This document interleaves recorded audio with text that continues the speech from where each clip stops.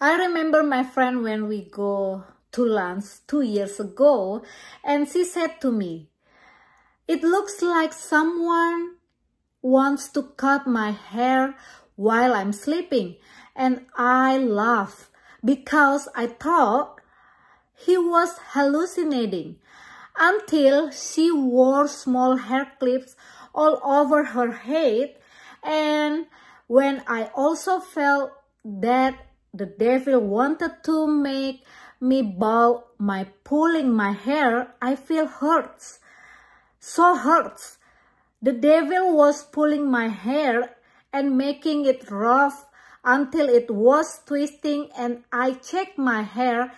It looked like it was cut. Then I asked my daughter to take a photo, and it turned out my hair was cut, sure by demon. Suddenly I remember my friend and I laughing. Thank God I didn't bald. When demon wants to shape turning becomes ugly, God also shaped with power. He strengthened us. In 1 Samuel 17, chapter 37, David said, "Moreover, the Lord that delivered me out of the paw of the lion and out of the paw of the bear, He will deliver me out the hand of this Philistine." And Saul said unto David, "Go, our the Lord be with thee." And then chapter 45, then said David to Philistine, "Thou comest to me with a sword, and with a spear, and with a shield, but I come to thee in the name of the Lord of hosts, the God of the armies of Israel, whom thou hast defied." God formed David with power so that he could defeat lions and bears. Even during the battle against Goliath, with only a small stone thrown at Goliath's forehead, and then he died because it was God's hands that killed Goliath. Swords and spears talk about your problems. No wonder if you don't have God's protection, you will definitely get hurt. If the enemies hit you with swords and spears, you will definitely get harmed, isn't it? We need God's strength to fight invisible enemies. We need God at all times because enemies' attacks also come suddenly. Therefore, we need to always be on guard. Don't be afraid if God formation. Don't run away. To train you to become a soldier like David, who never gives up and only relies on God. So my brother and sister, I want to show you a little bit my hair like it's cut by demon. But thank God I'm not getting bald. God bless you. Saya ingat teman saya ketika saya pergi lunch sama dia 2 tahun yang lalu. Dia berbicara kepada saya, dia bilang, "Tata, kayaknya ada yang mau potong rambut saya ketika saya mau tidur." Dan saya tuh ketawa. Saya bilang, "Kenapa? Kok bisa?" "Iya, ada yang mau potongin rambut saya." Dan dia itu pakai hair clip sampai ke seluruh kepalanya. Jadi maaf ya, kayak orang stres, orang depresi gitu ya. Dan saya tuh ketawa gitu, saya pikir dia halusinasi.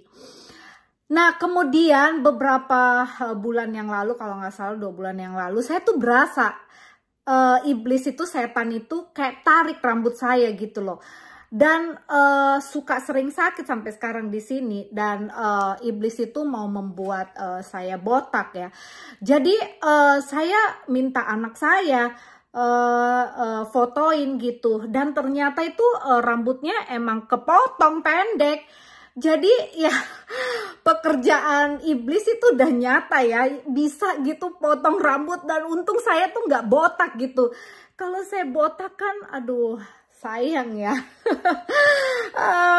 Puji Tuhan saya nggak botak, dan ya saat setan mau merubah Anda menjadi jelek, Tuhan itu membentuk Anda, memberikan juga kekuatan. Dan saya akan bacakan di 1 Samuel 17 ayat 37 dan 45. Daud berkata lagi kepada Tuhan yang telah melepaskan aku dari cakar singa dan dari cakar beruang, akan melepaskan aku dari tangan orang Filistin itu, kata Saul kepada Daud.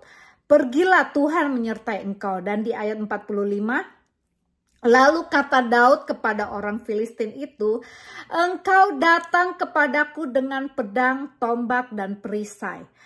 Tetapi aku datang kepadamu dalam nama Tuhan semesta alam, Allah tentara Israel, yang telah kamu tentang. Tuhan membentuk Daud dengan kekuatan, sehingga ia mampu mengalahkan singa dan beruang.